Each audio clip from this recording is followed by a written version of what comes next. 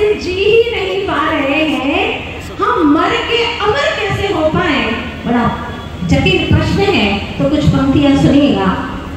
चलो ऐसे कि निशान बन जाए, चलो ऐसे कि निशान बन जाए, काम करो कुछ ऐसे कि पहचान बन जाए, काम करो कुछ ऐसे कि पहचान बन जाए। यूं तो जीते हैं दुनिया में कई लोग, मगर तुम जियो इस तरह कि तुम्हारी जिंदगी मिसाल बन जाए, मिसाल बन जाए।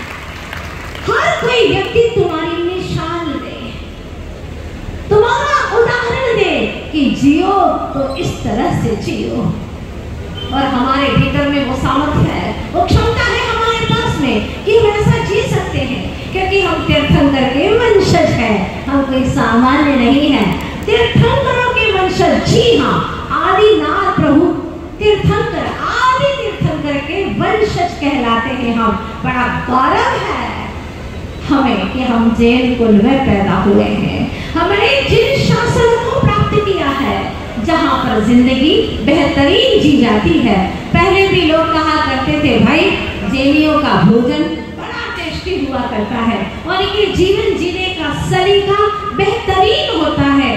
कम में भी अधिकांश, अधिक से अधिक, अच्छे से अच्छे, श्रेष्ठ से श्रेष्ठ कैसे जी सके वो तरीका जैनियों को आता है, क्योंकि हमें जिनेंद्र भगवान ने जीना सिखाया।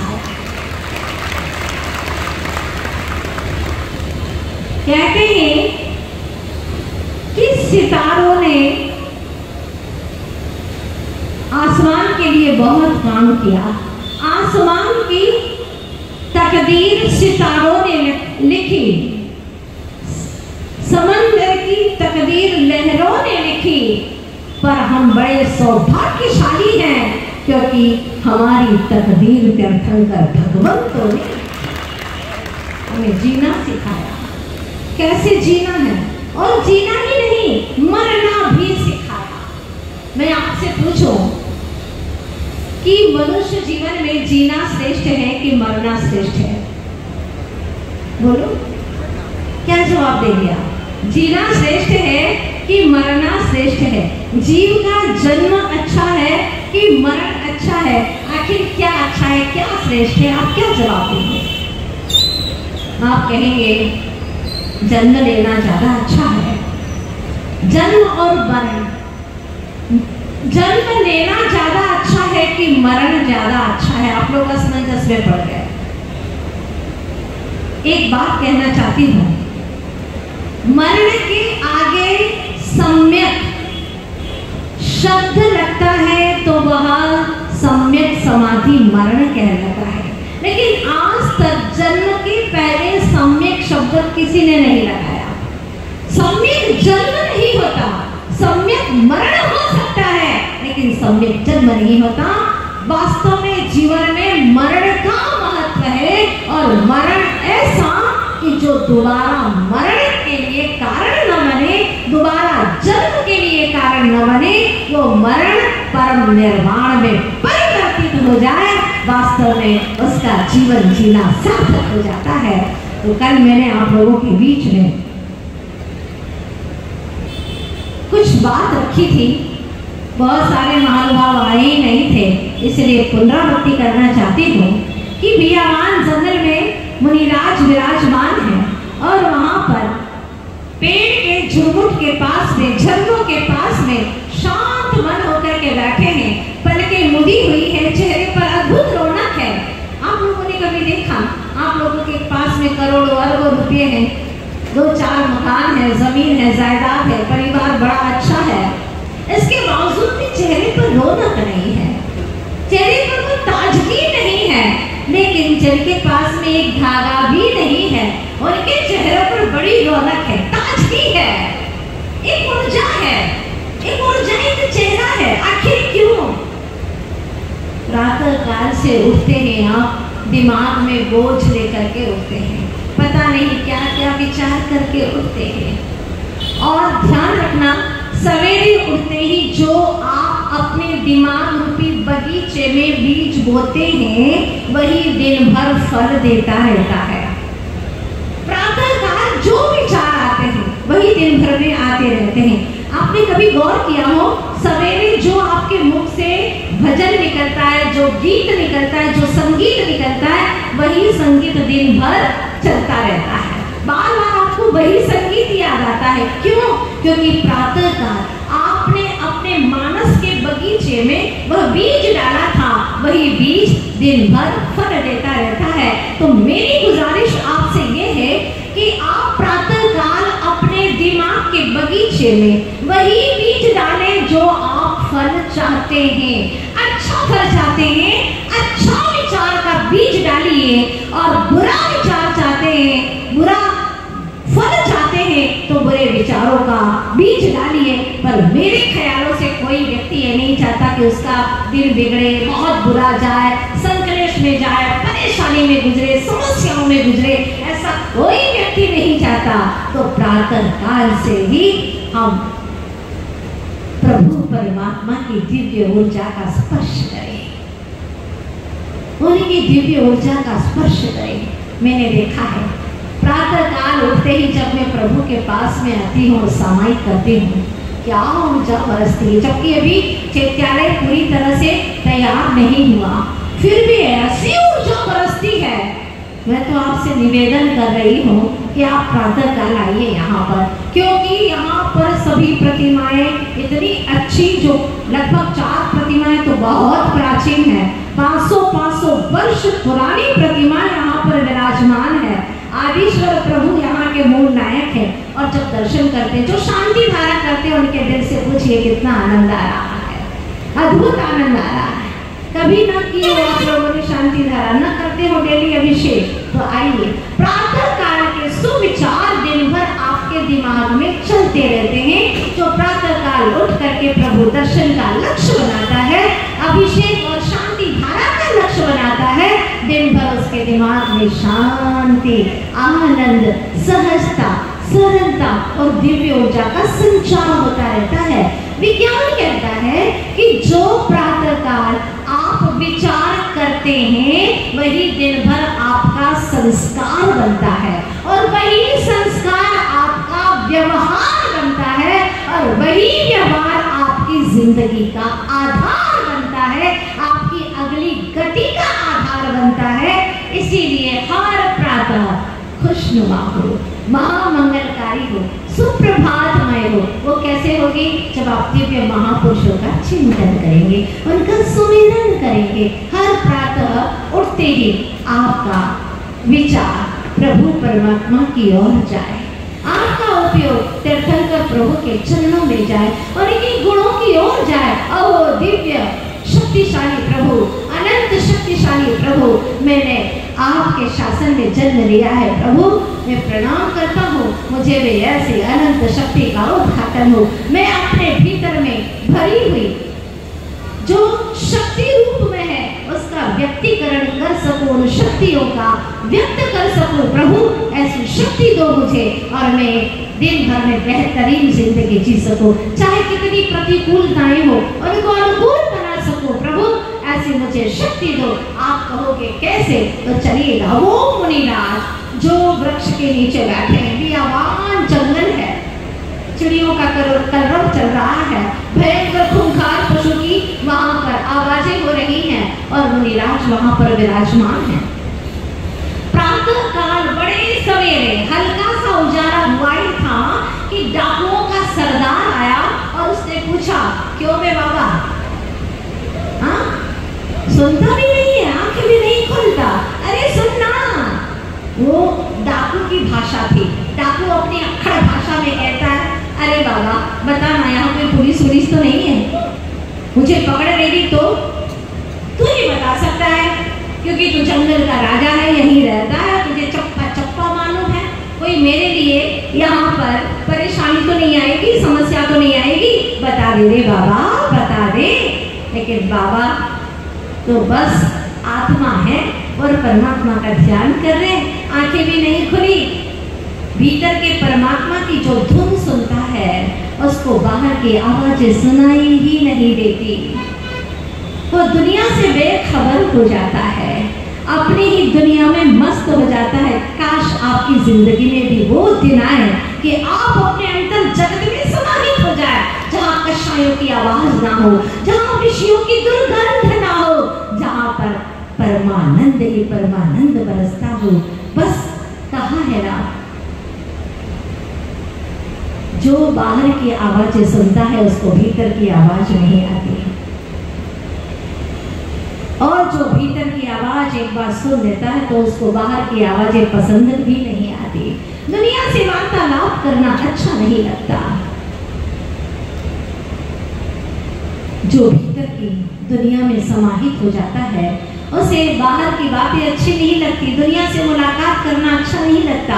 जिन्हें परमात्मा से मुलाकात हो गई हो, भला वो विषय भोगियों से मुलाकात क्यों करेगा? खबरों की रेल पेल में अपनी खबर कहाँ, जब हर खबर हो बंद तो अपनी खबर मिले।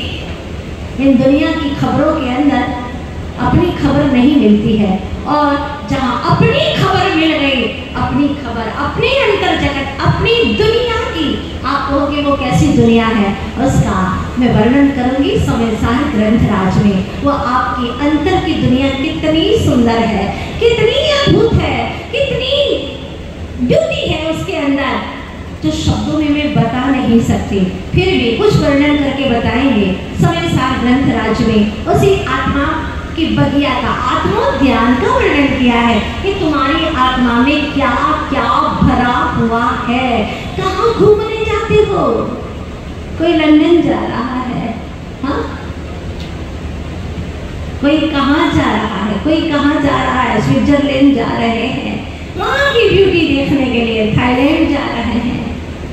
चाहे दुनिया में कहीं जाओ, लेकिन ध्यान रखना, बाहर की सुंदरता की अपेक्षा सुंदरता को निहारने वाला बेहद सुंदर है, बेहद सुंदर है। जो सुंदरता को निहारता है, देखता है, सुंदरता महत्वपूर्ण नहीं है, उस सुंदरता को जो देखने वाला है वो कहता आहा कितना सुंदर है, वो देखने वाला बहुत सुंदर है। सोचो कि बहुत सारे रुपये हैं, धन दौलत है, लेकिन वहां उस धन दौलत को देखने वाला कोई है ही नहीं, घर बंद पड़ा है, कोई मतलब नहीं है। उस कीमत को आंकने वाला कोई हो तभी तो उस धन की कीमत है, नहीं तो उसकी कोई कीमत नहीं है। रुपये इकट्ठे करके गिद्दी के गिद्दी गाय के सामने रख दो, सुनेगी भी नहीं। घास के तिनके की तरफ तो उसका मुख जाएगा, लेकिन तुम्हारे रुपयों की, करोड़ों की गिट्टी पड़ी हुई है, उसकी तरफ उसका मुख जाने वाला नहीं है, क्योंकि उसके लिए उसकी कोई कीमत नहीं है। कीमत आंकने वाला आत्मा महान होता है, वह महामुनीश्वर। कुछ नहीं बोले, डाकू को गुस्सा आया, डाकू के सरदार को गुस्सा आया और उसने अनाप शनाप गालियां देना शुरू कर दी, सुनता नहीं है। बहरा हो गया है क्या? अरे आंखों से भी दिखता नहीं है क्या? आंखें खोलता क्यों नहीं? एक बार देख मुझे, मैं डाकुओं का सरदार हूँ, नामी डाकुओं का सरदार। यहाँ पर मेरा नाम चलता है, मेरे नाम से लोग थर थर कांपते हैं, और मेरे नाम से पेड़ हरे भी हो तो वह नीले काले पड़ जाते, सूख जाते हैं, ऐसा मेरा नाम चलता है। और तू है कि जरा भी डर नहीं रहा मेरे नाम से?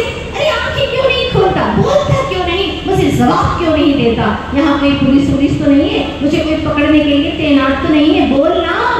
नहीं बोला, अनाप शनाप गालियां दी, इतनी इतनी जितनी शब्दकोश में गालियां होती है सारी गालियां दे डाली, लेकिन मुनिराज कुछ न बोले। वाह क्या क्षमता है मुनिराज की, धन्य है। हम ऐसे ही मुनिराज के वंशज हैं, फिर भी हमें साधर्म की जरा सी बात सहन नहीं होती। चाहे मंदिर हो, चाहे गुरु का द्वार हो, हम कहीं पर भी पिचक जाते हैं। हमारे पास में सहनशीलता नाम की चीज ही नहीं है। देखो ना, एक इंद्रिय को कुछ तो सीखे उससे। एक इंद्रिय के ऊपर कितने लोग कुल्हाड़ी मारते हैं, पत्थर मारते हैं, जला देते हैं, पर क्या पेशेंस है उसके पास में? कितनी सहनशीलता है उसके पास में? कुछ नहीं करता, प्रतिकार नहीं करता, और मात्र वह अपनी चेतना का बस संवेदन करता है। एक इंद्रिय है, स्पर्शन इंद्रिय का संवेदन करता है। एक ज्ञान चेतना होती है, एक ज्ञान चेतना है जो मात्र सिद्ध भगवंतों को होती है, और दूसरी है कर्म चेतना जो हम भोगते हैं, और तीसरे नंबर की चेतना है कर्म फल चेतना। तो एकेंद्रीय जीव जितने भी हैं वो सिर्फ और सिर्फ कर्म फल चेतना का अनुभव करते हैं। वो प्रतिकार नहीं कर सकते, बदले में कुछ भी नहीं कर सकते, मात्र कर्म फल चेतना का अनुभव करते हैं। तो ध्यान दीजिए, अभी आप लोग जो बदले की भावना रखते हैं ना, उसने ऐसा किया तो हम ऐसा करेंगे, उसने ईंट से जवाब दिया है, ईंट से मारा है तो हम पत्थर से इसका जवाब देंगे, ये सोचते हैं ना, बदला लेने की तमन्ना करते हैं। हमारे आचार्य भगवान कहते हैं किसी से बदला लेने से बेहतर है कि बदल जाओ। कितनी अच्छी बात है, किसी से बदला लेने से बेहतर है कि बदल जाओ। अपने भावों को बदल दो, अपने परिणामों को बदल दो, जो दुश्मनी है उसके स्थान पर मित्रता ले आओ, तो तुम्हारा भी कल्याण और सामने वाले का भी कल्याण हो जाएगा। कितनी छोटे छोटे टिप्स दिए हैं आचार्य भगवंत ने। तो आप लोग भी आपसे ये तय करिएगा कि हमें किसी से बदला नहीं लेना है। बदला तो लेना है, लेकिन किससे बदला लेना है? अपने ही कर्मों से। ऐसा बदला लेना है कि हम खुद अपनी चेतना को बदल दें, बस ऐसा बदला लेना है, तब तो कुछ काम बनेगा और हम कर सकते। आप हर अच्छे काम को पहले ये ठानिए कि मैं ये कर सकता हूँ। सुनते सुनते आपको कैसा लगता है? बहुत अच्छा। और उस वक्त तो ऐसा लगता है हम बिल्कुल कर लेंगे। जैसे कि स्प्रिंग को खींचते हैं ना तो लंबी हो जाती है, और अगर छोड़ दो तो ऐसे चीज हो जाती है। सुनते वक्त लगता है 16 आना बिल्कुल सच बात है, बिल्कुल 100% सच बात है, और हमें ऐसा करना ही है, कर गुजरना ही है। क्या रखा है जिंदगी में? मर गए। देखो कितने लोग अपनी नींद हाँकते थे और हाँकते हाँकते मर गए, आज नामो निशान नहीं बचे उनके। हमें भी चले जाना है, हमें भी ऐसी ही अच्छी सी जिंदगी जीना है। पर ये बात कब तक अच्छी लगती है आपको? जब तक धर्म सभा में बैठे रहते हैं, है ना। 100% 100% बिल्कुल अच्छी लगती है। जैसे ही जिनवाणी की स्तुति होती है 75% अच्छी लगती है, 25% ऊर्जा बिखर जाती है। इसके बाद में जैसे स्तुति करके मुड़ते हैं यहाँ से 50% अच्छी लगती है, यहाँ से बाहर तक गए 55% अच्छी लगती है, और यहाँ से घर की ओर गए एज इट इज हो गए बिल्कुल जैसे थे। स्प्रिंग को खींचा था तब तक लंबी थी, फिर वापिस जो की हो गई। क्यों? क्योंकि माता जी कल भी तो वापिस आना है ना सुनने के लिए। अगर आज ही सब कुछ कर लेंगे, जीवन में धारण कर लेंगे, तो कल क्या होगा? इसीलिए जैसे थे वैसे हो जाते हैं। हम किसी और को धोखा नहीं दे रहे, हम खुद को धोखा देते हैं। अगर रोज एक अच्छाई हम अपनी जिंदगी में लाएं तो हम देखेंगे खुद ब खुद कि क्या जीवन जिया है। हम खुद अपने आप के ऊपर नाज करेंगे, लगेगा हमें गौरव होगा कि हम एक बेहतरीन जिंदगी जी रहे हैं। क्या मजाल कि कोई हमें कशाय दिलवा दे, कोई गुस्सा दिला दे, चाहे कैसा भी कुछ कहे, लेकिन हम अपने आपे में रहते हैं, हम बिल्कुल संतुलित रहते हैं।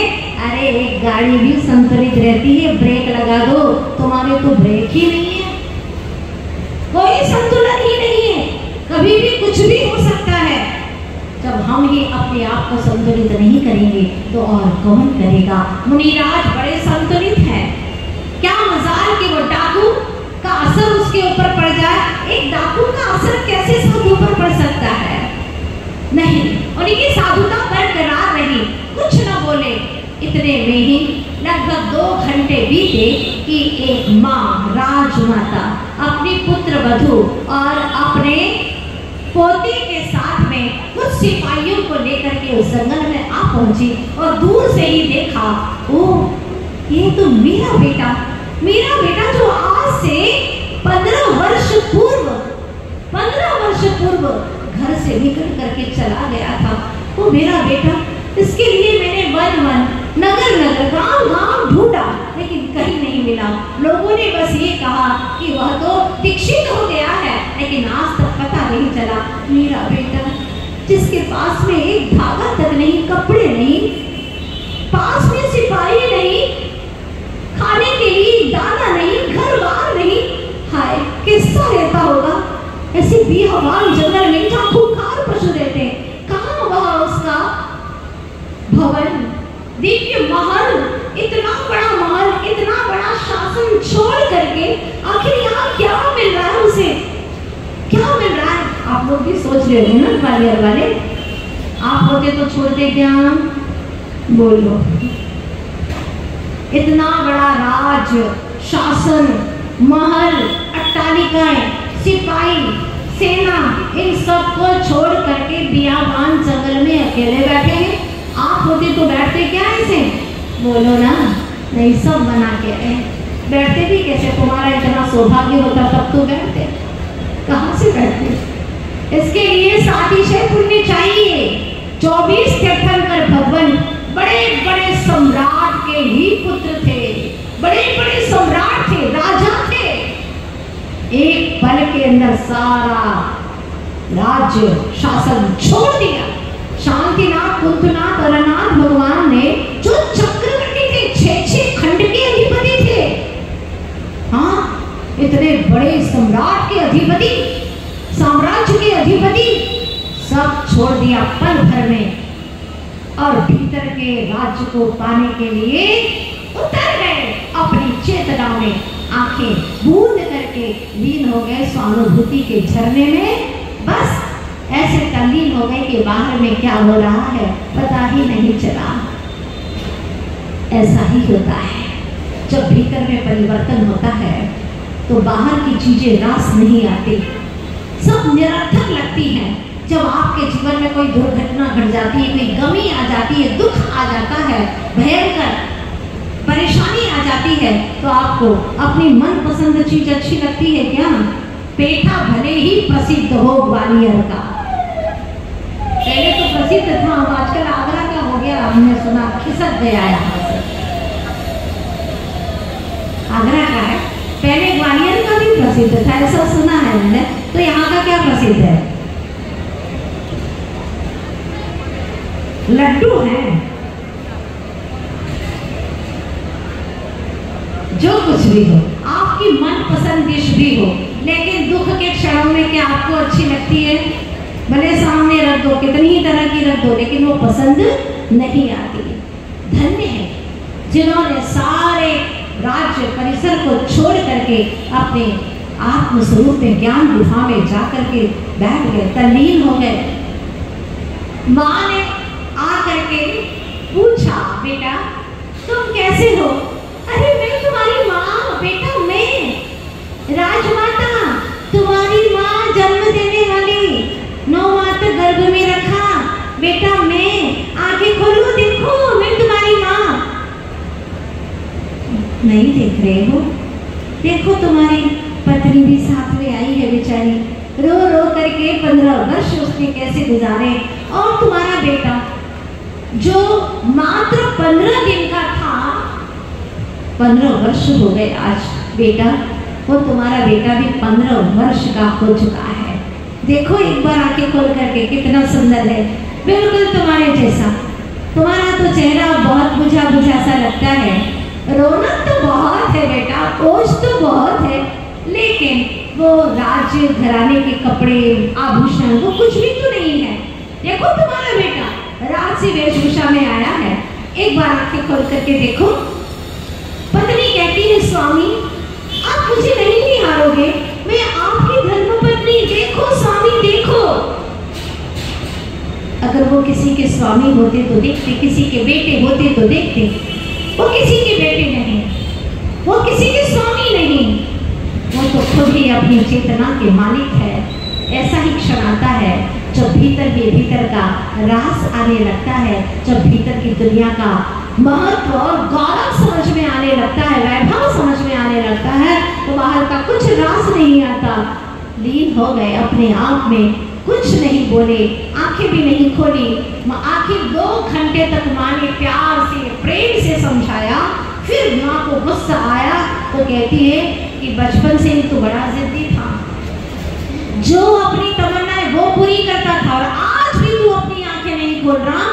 बताना अब हम लौटना चाहते काफी समय घिर रहा है, शाम ढल जाएगी, बेटा अंधेरा आ जाएगा, तेरे पास में तो कुछ नहीं है, हमारे पास में तो कीमती वस्त्र आभूषण है, इसीलिए डर है इस बियावान जंगल में, रास्ता तो बता दे, यहाँ से कोई डरवर तो नहीं, इतना ही बता दे, कोई लूटपाट करने वाला तो नहीं है, जरा यही बता दे बेटा, बता दे।